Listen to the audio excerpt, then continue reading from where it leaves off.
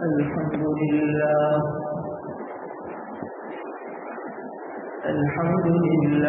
نحمده ونستعينه ونستغفره ونؤمن به ونتوكل عليه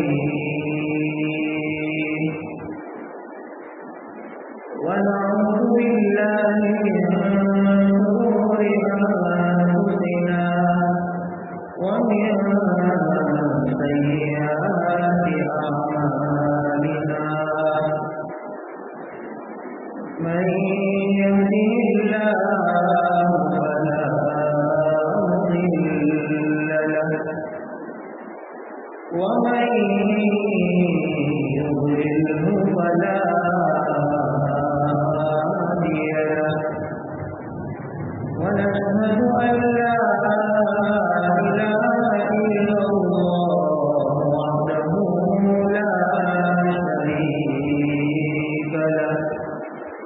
ونشهد أن سيدنا ونبينا ومولانا محمدا عبده ورسوله صلى الله تبارك وتعالى عليه وبارك وسلم تسليما كثيرا أما بعد فقد قال الله تبارك وتعالى في كتابه المبين فأعوذ بالله من الشيطان الرجيم بسم الله الرحمن الرحيم وذروا ظاهر الإثم وباطنه إن الذين يكسبون الإثم سيجزون بما كانوا يقترفون وقال تعالى في موضع آخر يا أيها الذين آمنوا اتقوا الله ولتنظر نفس ما قدمت لغد واتقوا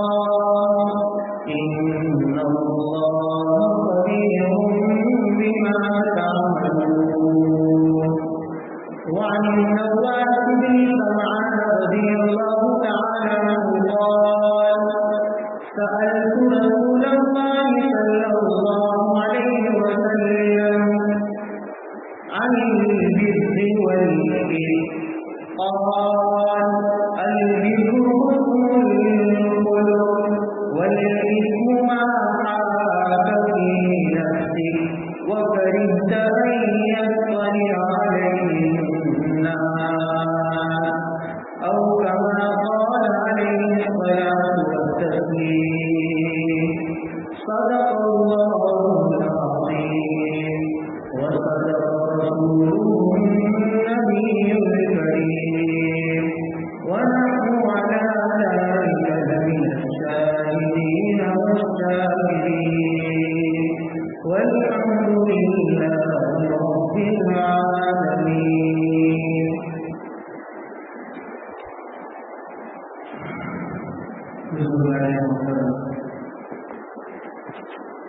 मैंने आपके सामने कुरान करीम की दो अलग अलग सूरों में से दो आयतें पेश फरमाई और एक तिरमिज़ी शरीफ की रिवायत पेश फरमाई।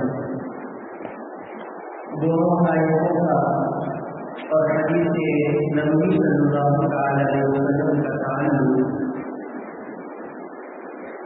एक अजीम इबादत से है और वो इबादत है तक़वा, अल्लाह का खौफ और अल्लाह का डर और अपने आप को अल्लाह तबारक व तआला की नाफरमानी से बचाना। سب سے بڑی عبادت یہی ہے کہ انسان اپنے آپ کو اللہ تبارک و تعالیٰ کی ہر چھوٹی بڑی نافرمانی سے بچائے، اس لیے کہ انسان کا ہر کام یا تو نیکی ہوگا یا تو گناہ ہوگا، تو تیسری چیز نہیں ہو سکتی، چاہے ہمارے اپنے دل کا استعمال ہو کہ آغا کا استعمال ہو، آنکھ کا استعمال ہو، زبان کا استعمال ہو، شرمگاہ کا استعمال ہو، ذہن و دماغ کا استعمال ہو، ہاتھ پیر کا استعمال ہو، کوئی بھی کام لے لو، یا تو وہ نیکی ہوگا یا تو وہ گناہ ہوگا۔ اور اللہ تبارک و تعالیٰ نے مجھے اور آپ کو گناہوں سے بچنے کا حکم دیا ہے اور نیکیوں کے کرنے کا حکم دیا ہے۔ اب ہم اور آپ صبح سے لے کر شام تک نیکیوں سے زیادہ تو گناہ کر لیتے ہیں، نیکیوں سے زیادہ گناہ کر لیتے ہیں۔ اصل چیز نیکی نہیں ہے، اصل چیز اپنے آپ کو گناہوں سے بچانا ہے۔ عبادت تھوڑی ہو چلے گا لیکن گناہ ہو یہ نہیں چلے گا، اس لیے اللہ تبارک و تعالیٰ نے قرآن کریم میں فرمایا وَذَرُوا اللَّهَ وَالْإِثْمَ وَبَاطِنَهُ کہ ظاہری گناہ کو بھی چھوڑ دو اور باطنی گناہ کو بھی چھوڑ دو، اس لیے کہ انسان جن جن گناہوں کو انجام دیتا ہے کل کو قیامت کے دن اس کی سزا کو پائے گا۔ قیامت کیا؟ دنیا میں انسان کو ان کی گناہ کی سزا مل جاتی ہے، کوئی بھی گناہ ہوگا، کوئی بھی گناہ اور کوئی بھی نیکی لے لو کہ نیکی کا اللہ تعالیٰ بدلا کچھ نہ کچھ دنیا میں دے ہی دیتا، پورا بدلا کہا کہ وہ مرنے کے بعد۔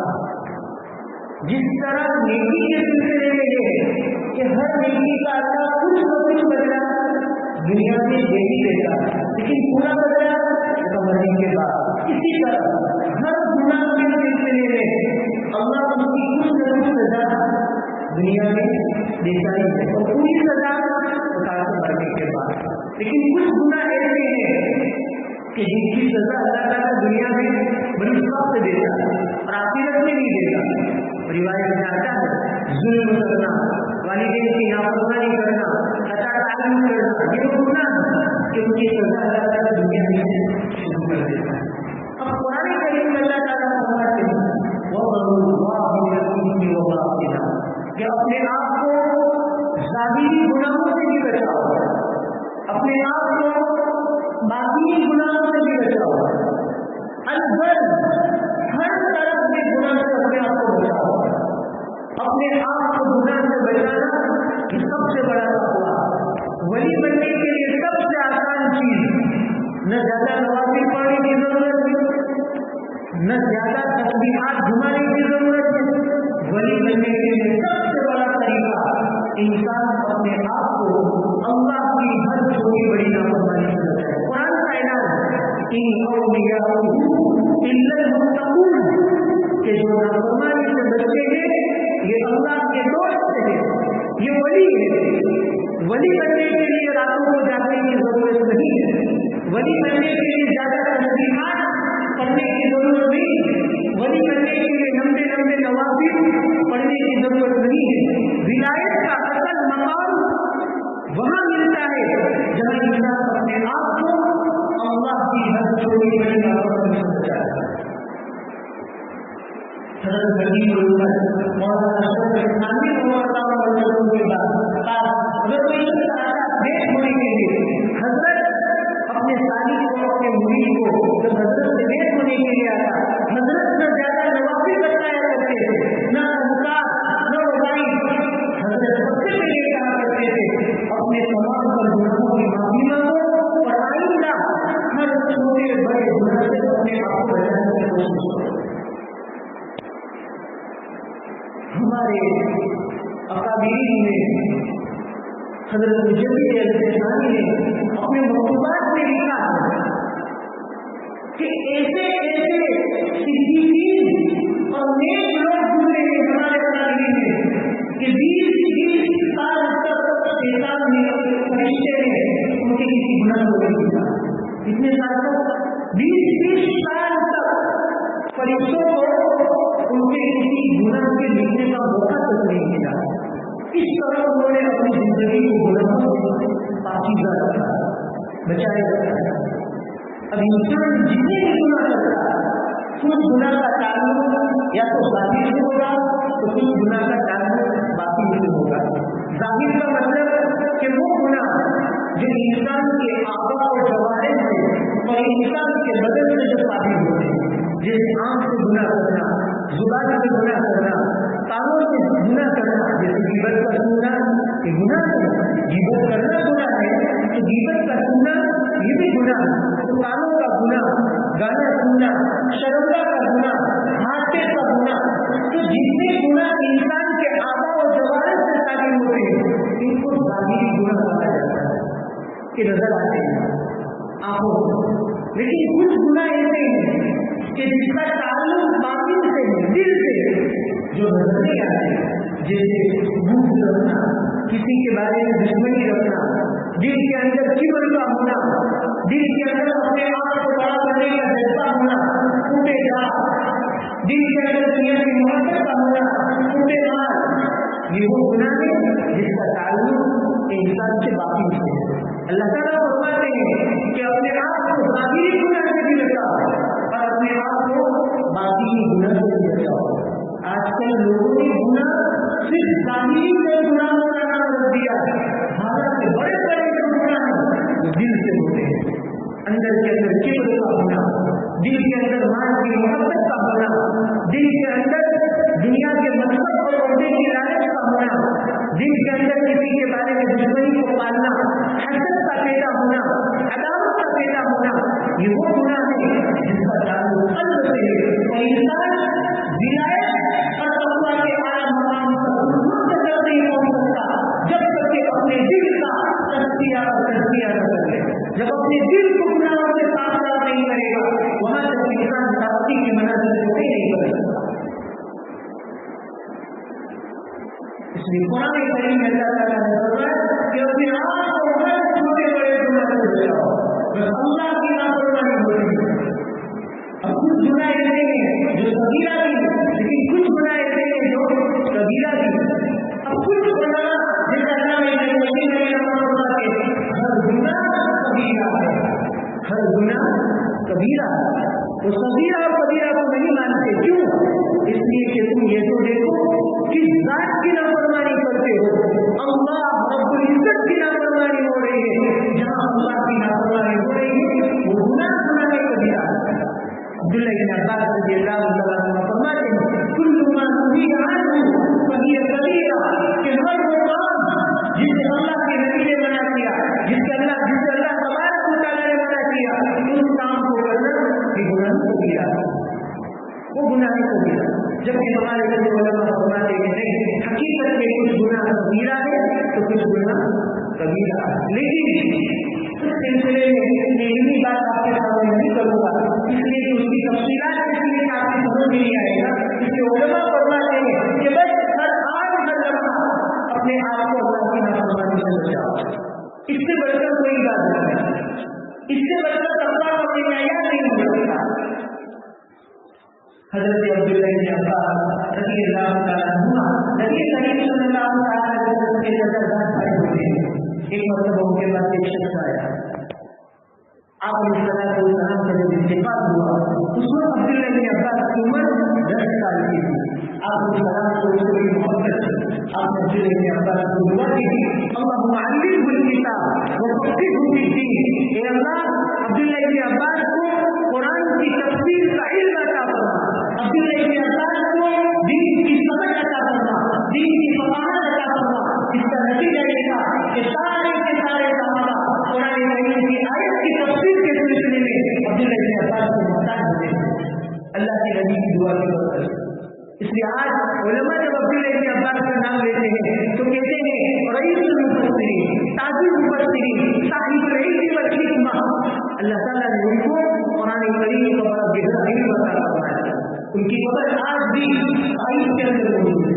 हज़रत अब्दुल्लाह इब्न अब्बास रज़ियल्लाहु तआला अन्हु एक शख्स उनके पास आया और पूछा कि हज़रत एक शख्स ऐसा है कलीलुल अमल कलीलुल ज़ुनूब, کہ جو نیک عمل بہت کم کرتا ہے، زیادہ نوافل نہیں پڑھتا، نہ زیادہ تسبیحات پڑھنے کا اہتمام کرتا ہے، نہ تہجد کی نماز میں پڑھنے کا اہتمام کرتا ہے، اور ہاں ساتھ ساتھ میں گناہ بھی بہت کم کرتا ہے۔ اور ایک ایسا شخص ہے کثیر العمل، کثیر الذنوب، گناہ بہت زیادہ کرتا ہے، نیکیاں بھی بہت زیادہ کرتا ہے۔ تو حضرت دونوں کے افضل کون ہے؟ ایک تو وہ ہے کہ جس کی نیکیاں بھی کم ہے لیکن جس کی گناہ بھی کم ہے، تو ایک تو وہ ہے کہ جس کی گناہ بھی زیادہ ہے لیکن اس کی نیکیاں بھی زیادہ ہے۔ عبداللہ بن عباس نے فرمایا وہ شخص افضل ترین ہے کہ جس کے اعمال بھی کم ہو، جس کے گناہ بھی کم ہو، اس لیے کہ لا اعدل بالسلامۃ شیئا، گناہ سے بچ کر کوئی عبادت نہیں ہے، گناہ سے محفوظ رہنے سے بڑھ کر کوئی عبادت نہیں ہے۔ میں میرے نزدیک گناہ سے بچ کر زندگی گزارنے کو کوئی عبادت نہیں مانتا۔ عبداللہ بن عباس نے بہت پیارا جواب دیا کہ اصل چیز اپنے آپ کو گناہوں سے بچانا ہے۔ اب ایک آدمی نوافل بھی پڑھتا ہے، تہجد بھی پڑھتا ہے، سب کچھ کرتا ہے، لیکن ساتھ میں گناہ بھی کرتا ہے، بہت زیادہ۔ تو ظاہر سی بات ہے کل کو قیامت میں جو روایت میں آتا ہے، ایک آدمی حج کو لے کر آئے گا، روزے کو لے کر آئے گا، زکات کو لے کر آئے گا، بڑی بڑی عبادتوں کو لے کر آئے گا، لیکن ایک اور شخص آئے گا اور وہ نگاہ سے مجھے برا بھلا کہا تھا، اس نے تو میرا حق مارا تھا، اس نے مجھے تکلیف پہنچائی تھی، لیکن اتنی عبادت اس کو دے دو، اتنی عبادت اس کو دے دو، یہاں تک کہ اس کے نام اعمال میں کوئی عبادت نہیں رہے گی۔ تو اب کیا ہوگا؟ ابھی بھی مانگنے والے مانگ رہے ہوں گے، اس نے تو مجھے برا بھلا کہا، اس نے تو مجھے تکلیف پہنچائی، تو کہا کہ تمہارے گناہوں کا بوجھ اس کے سر پر ڈال دو، تمہارے گناہوں کا بوجھ اس کے سر پر ڈال دو اور اس کو جہنم میں ڈال دیا جائے گا۔ اس لیے نیکی کرنا یہ کوئی کمال نہیں ہے، اپنے آپ کو گناہوں سے بچاؤ، صبح سے لے کر شام تک آپ غور کرو کہ میں کتنے گناہ کر رہا ہوں۔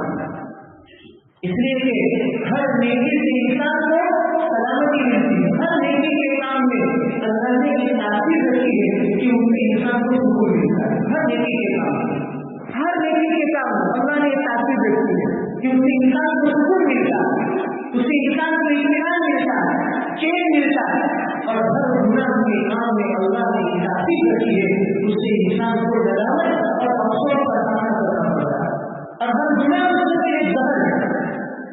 مثال کے طور پر ایک آدمی وٹامن کی دوا بھی کھا رہا لیکن ساتھ ساتھ میں زہر بھی کھا رہا، وہ بچے گا؟ وہ نہیں بچے گا۔ تو گناہ کرنا یہ زہر ہے اور نیکی کرنا یہ وٹامن ہے۔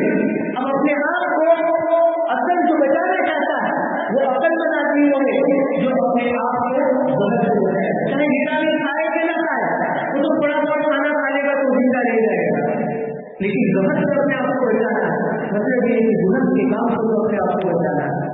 اگر اپنے آپ کو گناہوں سے نہیں بچاؤ گے تو وہ دین دور نہیں کہ تمہاری موت خود پر آ جائے، تم دنیا سے حال لے جاؤ کہ تمہاری زبان پر کلمہ طیبہ جاری نہ ہو، کیونکہ زبان میں موت کے وقت قوت اور طاقت یہ گناہوں سے بچنے سے پیدا ہو۔ اگر جو اپنی پوری زندگی اپنے آپ کو گناہوں سے بچا کر گزارتا ہے، موت کے وقت اس کی زبان میں قوت پیدا ہو جاتی ہے، طاقت پیدا ہو جاتی ہے، فوراً کلمہ طیبہ نکلتا ہے اور قریب سے خوش ہو جاتے ہیں۔ اور جو گناہ کرتا ہے اپنے آپ کو اللہ کی نافرمانی میں لگاتا رہتا ہے، موت کے وقت اس کی زبان کے اندر لڑکھڑاہٹ پیدا ہو جاتی ہے، قوت اور طاقت نہیں رہتی، وہ چاہتے ہوئے بھی کلمہ طیبہ نہیں بول سکتا، اور کامیابی اور کامیابی کا مدار خاتمے پر۔ العبرۃ بالخواتیم کہ خاتمے کو لے کر فیصلہ کیا جائے گا۔ نہ مجھے معلوم ہے کہ میری موت ایمان پر آئے گی، نہ آپ کو معلوم ہے کہ آپ کی موت ایمان پر آئے گی، لیکن نبی کریم صلی اللہ علیہ وسلم نے بتایا کہ اپنے آپ کو گناہوں سے بچاؤ، میں گارنٹی دیتا ہوں کہ تمہارا خاتمہ ایمان پر ہوگا، تم دنیا سے ایمان کے ساتھ جاؤ۔ اس لیے اپنے آپ کو گناہوں سے بچاؤ۔ آج کل اور دیکھتے بھی جب کوئی انسان دن میں دائیا پیدا ہوتا ہے کہ میں نیک بن جاؤں، میں متقی بن جاؤں، تو اس کی سب سے پہلے کوشش یہ ہوتی ہے کہ مولانا کچھ وظیفہ بنا دو، کیا کیا نماز پڑھو، کتنا قرآن پڑھو، کیا کیا عبادت کرو۔ ہم نے تقویٰ کا معیار عبادت کو قرار دیا، تقویٰ صرف اور صرف اللہ کی نافرمانی سے بچنا. یہ الگ بات ہے کہ آپ گناہوں سے بھی بچیں گے لیکن ساتھ ساتھ میں آپ نوافل بھی پڑھیں تو ضرور کرنا. بہت بڑی چیز, بہت بڑی چیز. ذالک فضل اللہ یؤتیہ من یشاء. یہ اللہ کا فضل ہے, اللہ تعالیٰ اپنے مخصوص بندوں کو عطا کرتا ہے. اس لیے عزیزوں بڑی عبادت گناہوں سے بچانا پڑ رہے ہیں. اپنے نام سنا ہوگا ابراہیم بن ادہم کا, بہت بڑے صوفی گزرے اپنے زمانے, بادشاہ تھے اپنے زمانے. ابراہیم بن ادہم, ان کے پاس ایک نوجوان آیا اور آ کر کہنے لگا کہ حضرت میں تو یہ چاہتا ہوں کہ میں گناہ بھی کرتا رہوں اور اللہ کے عذاب سے بھی اپنے آپ کو بچاتا رہوں. اب ابراہیم بن ادہم کے سوال تو بڑا عجیب و غریب ہے کہ گناہ کرے گا تو سزا تو ملنے والی ہے, لیکن یہ تو بڑا عجیب سوال کر رہا ہے کہ حضرت گناہ بھی کرتا رہوں, خواہشات بھی پوری کرتا رہوں, نفس کے سوچنے بھی پورے کرتا رہوں اور قبر کے عذاب بھی کرتا رہوں. تو بڑے لوگ ہوتے ہیں. حضرت نے کہا کوئی بات نہیں, ایسا نسخہ بتا رہا. تو وہ تو سمجھ ہو گئے کہ اچھا ایسا کون سا نسخہ ہوگا. حضرت نے سب سے پہلے اس کو یہ کہا, سب سے پہلے کہ سب سے پہلے تجویز یہ ہے کہ اگر تمہیں گناہ کرنا ہو تو گناہ کا کام ایسی جگہ پر جا کر کرو. گناہ کا کام ایسی جگہ پر جا کر کرو جہاں اللہ تبارک و تعالیٰ کو دیکھتا ہو, اللہ کی نظر سے اوجھل ہو کر گناہ کرو. تو حضرت یہ کیسے ہو سکتا ہے, یہ تو ناممکن ہے. تم کی نظروں سے بھی کیسے اوجھل ہو سکتا ہے, پھر تمہیں گناہ نہیں کر سکتا.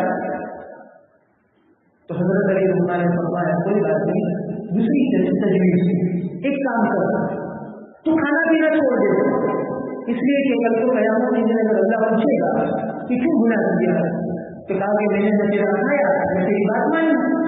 تیرا کھایا ہوتا تو میری بات نہ میرے تیرا رزق کھایا نہ میری بات مانی, بات ختم. ان کے کھائے ہوئے کس دن کا رزق تھا, یہ بھی نہیں ہو سکتا. اب کیا ہوگا؟ حضرت نے فرمایا ایک کام کرو. تیسری تجویز یہ ہے کہ یہ جو حکومت کی اللہ کی ہے, اپنا زمین حکومت اللہ کی ہے, ایک کام کرو, اللہ کی حکومت سے نکل جاؤ, اس ملک سے نکل جاؤ, کسی اور ملک میں چلے جاؤ جو اللہ کا نہ ہو, وہاں جا کر گناہ کرو. یہ کیسے ہو سکتا ہے؟ حکومت اللہ کی ہے, اللہ کی حکومت سے نہیں چل سکتا, تو گناہ سے کیسے بچے؟ قرآن کریم میں اللہ تعالیٰ نے سورہ رحمان میں اس کا تذکرہ فرمایا, یا معاشر الجن والانس ان استطعتم ان تنفذوا من اقطار السماوات والارض فانفذوا لا تنفذون الا بسلطان مبین. اگر ہو سکے تو بتاؤ, آسمان اور زمین کی حدود سے باہر نکل کر بتاؤ, تمہاری طاقت کو بتاؤ. قرآن کہتا ہے تم آسمان اور زمین کی حدود سے باہر نہیں نکل سکتے, یعنی اللہ کی پکڑ سے تم بچ نہیں سکتے. نکل کر بتاؤ, لا تمہاری طاقت نہیں ہے کہ تم میری حکومت سے باہر نکل کر بتاؤ. اسی کیا حضرت نے چھوٹی تجویز بتائی. اب ایک کام کرو کہ جب موت کا وقت آئے تو موت کے وقت فرشتوں کو کہنا تھوڑی دیر موقع کے بہت توبہ کر دو, تھوڑی دیر. یہ کیسے ہو سکتا ہے؟ اس کو فرشتے کیسے رکیں گے؟ موت تو آخر رہے گی. قرآن کا فیصلہ ہے فَإِذَا جَاءَ أَجَلُهُمْ لَا يَسْتَأْخِرُونَ سَاعَةً وَلَا يَسْتَقْدِمُونَ. جب موت آئے گی ایک لمحہ نہ آگے ہو سکتی ہے, ایک لمحہ نہ پیچھے ہو سکتی ہے. تو ہم نے سب کیا کرو, سب ایک کام کرو کہ جب قبر میں جاؤ تو قبر میں جب منکر نکیر تو اسے سوال کرنے کے لیے آئے تو منکر نکیر کو کہنا تم میری قبر میں کیوں آئے, تو کہا کہ ان کو روکنا میرے بس کی بات نہیں ہے. تو کہا ایک کام کرو, اس کو قیامت کے دن تمہارے گناہوں کی وجہ سے اعلان کر دیا جائے کہ گناہ کو مفید پر جہنم میں ڈال دو, اس کی بیچاری قبر والوں کو جہنم میں ڈال دو. تو اس کو کہنا یہ جہنم میں نہیں لاؤں گا, منع کر دینا اللہ کے سامنے کہ میں جہنم میں نہیں لاؤں گا. اللہ کے سامنے بولنے کی ضرورت کیسے کر سکتا, میری کیا حیثیت, میں اس کے سامنے کھڑا بھی نہیں رہ سکتا. تو بڑے لوگوں نے دیکھا کہ دل نرم ہوگا کہ کبھی گناہ نہیں کرتا ہے. جب تیرے پاس کوئی موقع ہی نہیں ہے اللہ تبارک و تعالیٰ کی سزا سے بچنے کا, اللہ کی پکڑ سے بچنے کا, کہ گناہ کیوں کرتا ہے, گناہ کرے گا تو پکڑا جائے گا. اس لیے شاعر کہتا ہے غم حیات کے ساتھ محیط نہ کرنا, غم حیات کے ساتھ محیط نہ کرنا, کسی غریب کو دل کا غریب نہ کرنا, میں انتہا کے قابل نہیں میرے مولا، میں انتہا کے قابل نہیں میرے مولا، مجھے گناہ کا موقع نصیب کرنا۔ یہ بھی اللہ سے مانگنے کی چیز ہے کہ مجھے گناہ کا موقع ہی نصیب مت کرنا کہ گناہ کرنے کی ہمت دینا، کہ گناہ کرنے کے لیے میں آگے بڑھوں۔ اس لیے اللہ تعالیٰ سے اس چیز کو مانگو کہ اللہ ہر دن صبح فجر کی نماز کے بعد اللہ سے مانگو کہ اللہ یہ دن مجھے گناہوں کو بچتے ہوئے گزارنے کی توفیق عطا فرما، چاہے نیکی کرنے کی توفیق ملے یا نہ ملے لیکن گناہ نہ ہونا چاہیے۔ بس یہ اصل فلسفہ، اسی لیے روایت میں آتا جو فجر کی نماز کے بعد 10 مرتبہ سورہ اخلاص پڑھتا ہے اللہ تبارک و تعالیٰ ایک تو جنت میں محل بناتے ہیں، وہ تو روایت ہے۔ دوسری روایت میں یہ بھی ہے کہ جو آدمی فجر کے بعد 10 مرتبہ سورہ اخلاص پڑھتا ہے اس نیت سے کہ اللہ تعالیٰ مجھے گناہوں سے بچا دے تو اللہ تبارک و تعالیٰ اس کو گناہوں سے ضرور بچا دیں گے۔ اس سے آگے چلو اللہ تعالیٰ مجھے اور آپ کو گناہوں سے بچتے ہوئے زندگی گزارنے کی توفیق عطا فرمائے۔ وآخر دعوانا الحمد للہ رب العالمین۔